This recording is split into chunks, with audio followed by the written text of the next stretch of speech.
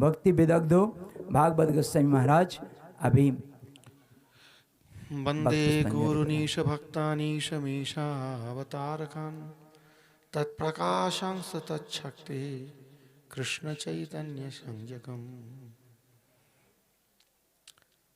ज़्यादा मंगलाचरण नहीं करो, 10 मिनट तो समय ही है। मंगलाचरण करते 10 मिनट बिता और शिष्टाचार भी है, समय पे सभा संपूर्ण होना है।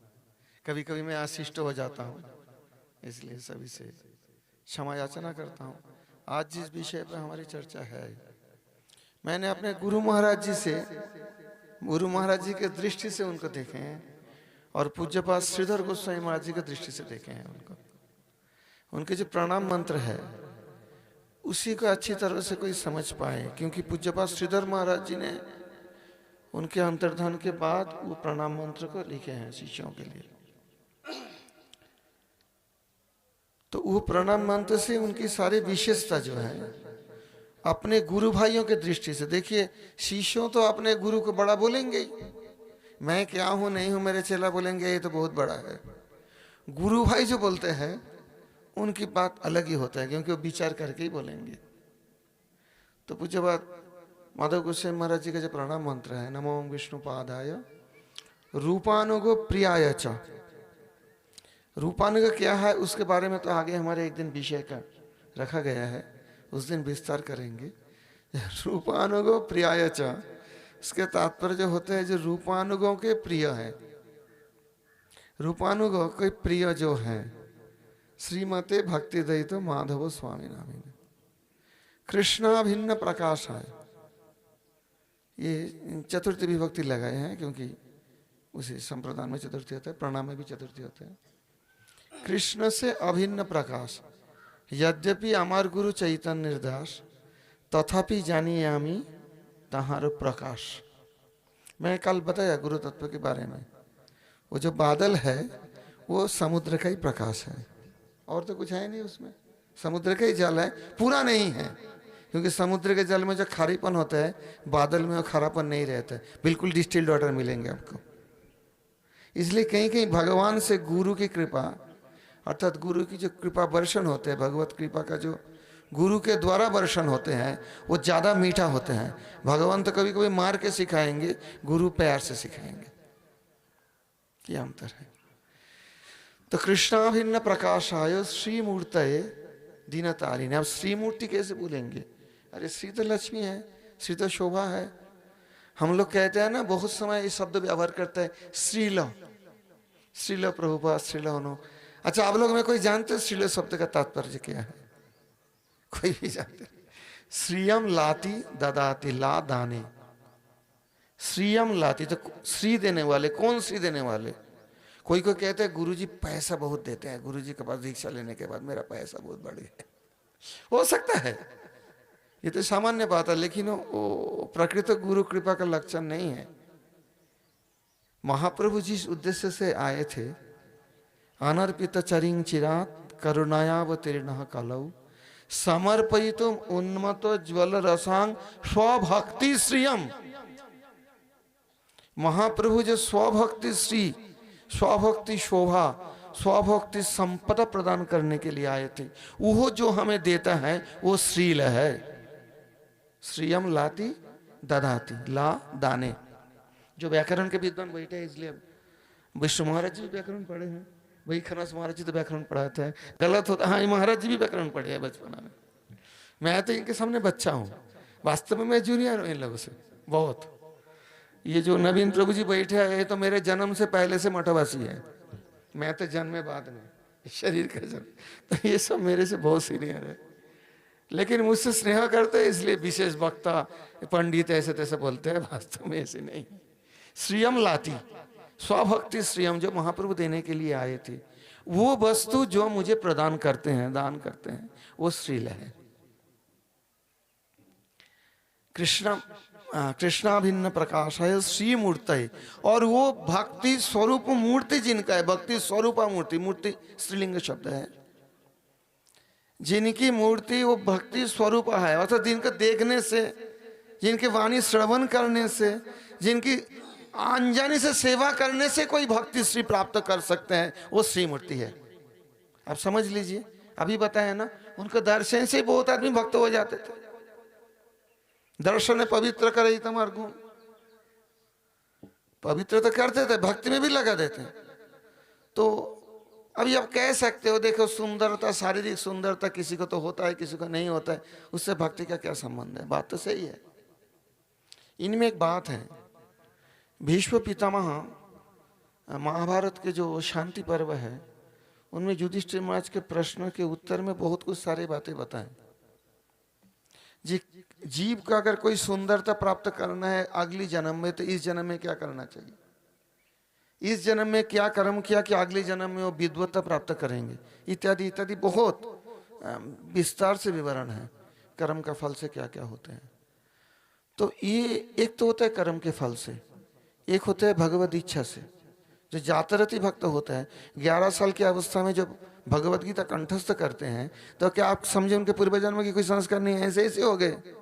अगर नित्य सिद्ध नहीं मानो तो भी पहले से तो कुछ है ही ना, तो उसी हिसाब से ही भगवान उनको ऐसी बना के भेजे हैं कि ये दुनिया को बहका के कृष्ण भक्ति में लगा दें। लगाए भी दिए बहुतों को। तो एक श्री भी एक उनमें जो है भक्ति देने वाले हैं, सबको भक्ति देते थे।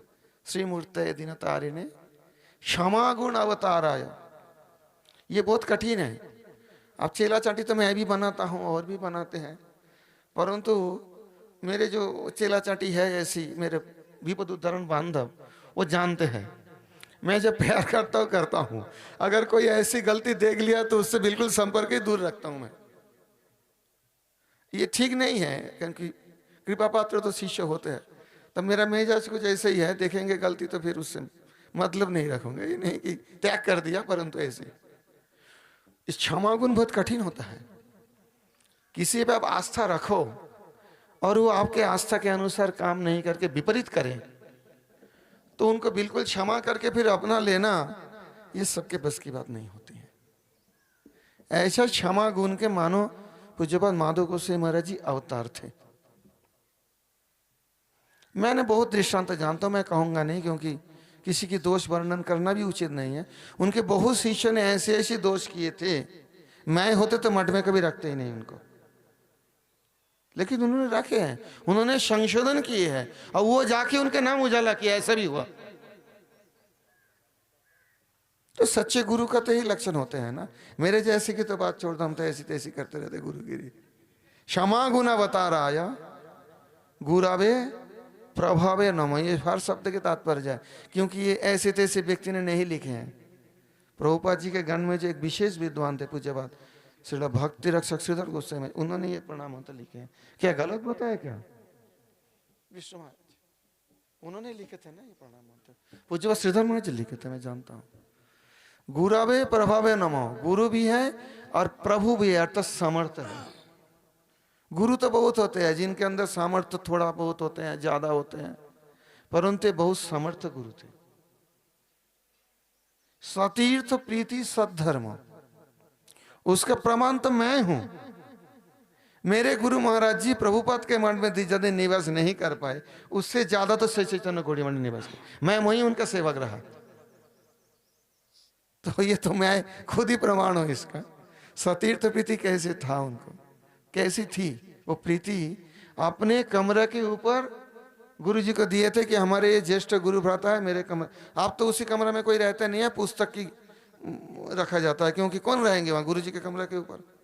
गुरु महाराज जी रह सकते थे, क्योंकि उन्होंने बोले ये मेरे ज्येष्ठ गुरु भ्राता है, सीनियर है, इनको ऊपर में रखो। सतीर्थ प्रीति, मेरे गुरु महाराज जी दीक्षा नहीं देना चाहते। उन्होंने बहुतों को बोला है, मेरे गुरु भाई को, नहीं मैं नहीं दूंगा तुम्हें दीक्षा, तुम पूरी महाराज से दीक्षा लो। अब इस जमाना में मठ में आप देखते हो आचार्य होके कितना लड़ाई होते रहते हैं, तो शरीर में कहना नहीं चाहिए, बाकी तो इस प्रकार के विचार बिरला है। नहीं तुम इनसे दीक्षा लो, मैं नहीं दूंगा तुम्हें दीक्षा, बोले थे भी थे। ऐसे बहुत घटना है। सिर्फ इतना ही नहीं, मेरे गुरु महाराज के छोड़ के भी और भी प्रभुपाद के बहुत सारे शिष्य। अब मैं एक बात कह देता हूं, इसमें कोई बुरा माने तो भाई मान जाओ, मुझे गाली दो, मेरे नाम पे कुत्ते पालो। जब श्री चैतन्य मठ का प्रभुपाद जी का मठ भाग हो गया था, सर्वप्रथम आचार्य है कि ब्रह्मचारी थे, ये बस सच्चा है। और ये जितने उनके प्रधान प्रधान पहले शिष्य थे, ये सब चैतन्य मठ में सेवा करते थे। उन्होंने अलग मठ बनाने के लिए प्रयास नहीं किए।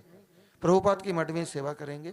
आचार्य तो बनना नहीं चाहते थे, लेकिन उस समय कुंजवीर या विद्याभूषण प्रभु गृहस्थी आश्रम में थे। बोला नहीं, मैं दीक्षा नहीं दूंगा, आप दीक्षा दो ब्रह्मचारी में ही। ब्राह्मण कुल के थे तो ब्रह्मचारी में भी दीक्षा दे सकते थे, ऐसी कुछ विचार रही उस समय और उन्होंने देते थे।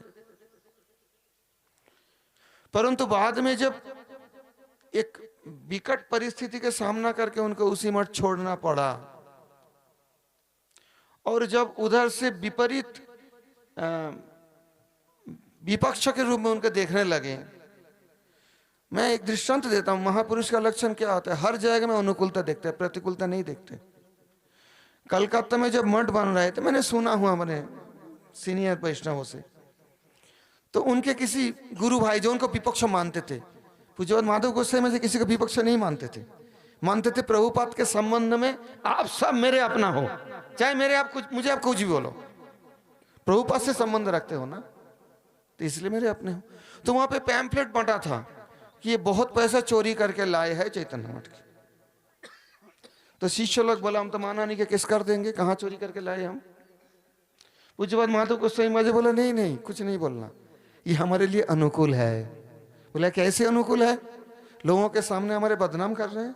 एक पैसा आपने नहीं निकला, लेके नहीं निकला वहां से, और जितना आप लाते थे प्रचार करके सब तुम ही देते थे, ऐसे क्यों बोलेंगे? बोले बोलना दो, ये भगवत इच्छा से मेरे अनुकूलता कर रहे हैं, प्रतिकूलता नहीं। अब हमारे हाथ में पैसा नहीं है बहुत बड़ा बिल्डिंग बनाना, आप कलकत्ता में देखे होंगे, वो अभी 6 मंजिल का है मेरे ख्याल से, तो इसमें पैसा लगेगा, हो सके हमें उधार लेना पड़ेगा दुकान से। अब दुकानी हमें उधार दे देंगे लाखों रुपया की, क्योंकि तो बहुत पैसा चोरी करके लाए, इनके पास बहुत पैसा है, चलो। जो सच्चे वैष्णव होते हैं, शरणागति की ओर जितना आगे बढ़ते हैं, वो किसी में प्रतिकूलता नहीं देखते, देखते सब हमारे अनुकूल ही है, भगवत सेवा के अनुकूल है। हम जितना शरणागति से दूर रहते हैं ना, उतना प्रतिकूल देखते हैं। ये मैं वास्तवता बता रहा हूं। तो उनके अंदर ही जो भाव रही, सतीर्थ तो प्रीति सद्धर्म, कोई कोई उनका विरोध किया है, बाद में वहां नहीं रह पाए। और एक बात ये भी कहता हूं और आगे भी बताता हूं मैं, क्योंकि समय तो 10 मिनट ही है, मैं उल्लंघन नहीं करना चाहता हूं। गुरु प्रीति प्रदर्शन है। गुरु प्रीति शिष्य कैसे प्रदर्शन करते हैं? ये गुरु जी कुछ कहे गए, एक ने ऐसे बोला मुझे, वो अभी किसी मठ के आचार्य, मैं नाम नहीं करना चाहता हूं, बोले गुरु जी जैसा बोल के गए, हम अपने जैसे चलेंगे। हम बोला बहुत बढ़िया गुरु प्रीति है। गुरु प्रीति तो ये है जो गुरु के मनोभीष्ट को स्थापन करने के लिए हर प्रकार की प्रयास करना, और गुरु के मनोभीष्ट महाप्रभु के मनोभीष्ट से अलग नहीं है। जो महाप्रभु का मनोभीष्ट वही रूप को स्वयं प्रभु ने स्थापन किया, उनके ही मनोभीष्ट है। वही रूप रघुनाथ धारा में हमारे परम गुरुदेव प्रभुपाद का मनोभीष्ट है, वही हमारे गुरु जी के मनोभीष्ट है। उसे स्थापन करने के लिए हम जितना प्रयास करेंगे, गुरु प्रीति का लक्षण वो है। ये नहीं है कि गुरु जी कुछ बनाए गए, मैं बदल के फिर अपने स्टाइल चालू करूं, ये नहीं है। इसलिए एक बार रामहरि प्रभु जी हमारे गुरु भाई, जब उनको वृंदावन के इंचार्ज बनाया गया, बोला मैं तो नहीं जानता हूं कैसे मठ चलाया जाता है। गुरु जी से पूछा फिर आप बताओ कैसे, क्योंकि एक एक मठ में एक एक सिस्टम है, कहीं कुछ आरती कीर्तन करते हैं, कहीं कुछ। मैं किसी का विरोध नहीं, लेकिन जब पूछा गया तो गुरु महाराज जी ने बोले, उस समय गोपीनाथ गौड़ी मठ हो गए, तो गुरु महाराज जी मायापुर से उनको बोला, देखो चैतन्य गौड़ी मठ में जैसा नियम चलता है उसी के हिसाब से चलना। काली विश्व महाराज जी से बात हो रहे थे परंपरा रखने के लिए, और आपने जो बोले हैं कि दाहिना होना चाहिए गुरु वर्ग, हम बोला सब ठीक है। मैं गुरु महाराज जी से पूछे, दोनों तरफ से परंपरा रखा जा सकते हैं, दोनों ही ऑथेंटिक है। विस्तार तो अभी समय नहीं है, परंतु मैं तो वो करूंगा जो 40 साल पहले मैं चैतन्य गौड़ी मठ में देखा, बस मेरे गुरु जी का आदेश है। क्योंकि प्रभुपाद जी का वाणी अगर कोई मठ में रूपायित किए हैं प्रभुपाद के बाद में, यथार्थ रूप से बिना बदले हुए, ये मेरे वाणी नहीं है, पूज्यपाद बन महाराज जी बोले थे इस बात को, जी के उनके गुरु भाई रहे। प्रभुपाद जी के वाणी, प्रभुपाद जी का आदर्श अगर कोई बिना डिस्ट्रैक्टेड होए हुए, इधर उधर नहीं होके किए हैं, तो माधव गोसाई महाराज जी की है। वही कीर्तन चलता है, वही प्रथा चलता है, उन्होंने कोई अलग से कीर्तन भी रचना नहीं की, जो उस समय चलते उस। इसलिए गुरु महाराज जी बोले उसी। अभी उसी मठ में क्या होता है मैं नहीं जानता हूं, क्योंकि मैं बहुत दिन उसमें युक्त नहीं हूं।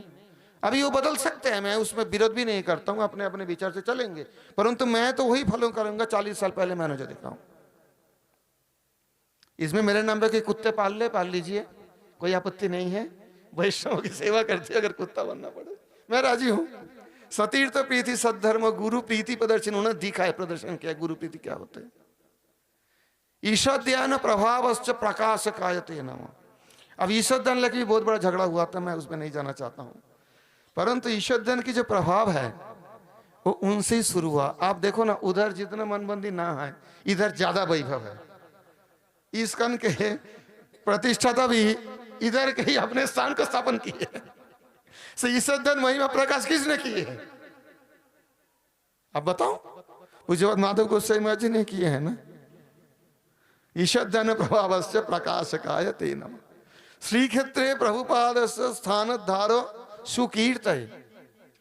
प्रभुपाद जी का जन्म स्थान बहुत दिन ऐसे पड़े रहे, और प्रभुपाद जी का और शिष्य ने कहां तक आग्रह किया है तो मुझे जानकारी नहीं है, परंतु उन्होंने जान लगाकर, और सिर्फ उन्होंने नहीं, उनके अनुगत जो शिष्य थे, कई मार भी पड़ा है वहां रहने के लिए। मैं जानता हूं सारी बातें। जो ये हमारे अनंग प्रभु जी थे जो अभी भिक्षु महाराज वहां रहे, मार भी पड़ा उन लोगों पे, परंतु जान लगा के पड़े रहे। प्रभुपाद का जन्मस्थान में उद्धार करनी है और ये गुरु जी का मनोभिष्ट पूर्ण करना है, तो उनके प्रकाश के सुकीर्त है। सुकीर्ति क्यों? आवाहमान काल सब जब तक सूर्य चंद्र है प्रभुपाद के जन्मस्थान में सब जाके प्रणाम करेंगे, और उनके किसने उस स्थान को प्रकट किए हैं? गुजरात माधव गोसाई महाराज ने की। नहीं तो होते किराया के मकान में भक्ति में ठाकुर रहते थे, प्रभुपाद जी का आविर्भाव हुआ, बाद में बहुत सारे किरायादार थे, कौन मालिक थे कौन दखल थे, ये तो बहुत झंझट था बहुत। अभी तो वो सब नहीं है, अभी साक्षात भगवान में विराजमान है, प्रभुपाद जी के विग्रह विराजमान। हाँ हो गया। श्री क्षेत्रे प्रभुपाद स्थान धारो सुकीर्त है सारस्वत गणानंद संवर्धनाय। सारे सारस्वत समाज के प्रभुपाद के जितने अनुजाई तदनुजाई हैं, सभी के आनंद संवर्धन करने वाले उस समय नहीं, अभी भी संवर्धन कर रहे हैं, आगे भी पूज्यपाद माधव गोसाई महाराज हम सब के आनंद संवर्धन करते रहेंगे, ऐसी उनकी विशेषता है। मेरे को तो सौभाग्य आज उनके चरित्र वैशिष्ट कहने के लिए 10 मिनट मुझे मिला है, समय अधिक हो गया है। अभी सभी के चरणों में प्रणाम करता हूँ, कोई गलत बोल दिया तो क्षमा करना। वांछा कल्पतरुभ्यश्च कृपा सिंधुभ्यो पतितानां पावनेभ्यो वैष्णवेभ्यो नमः।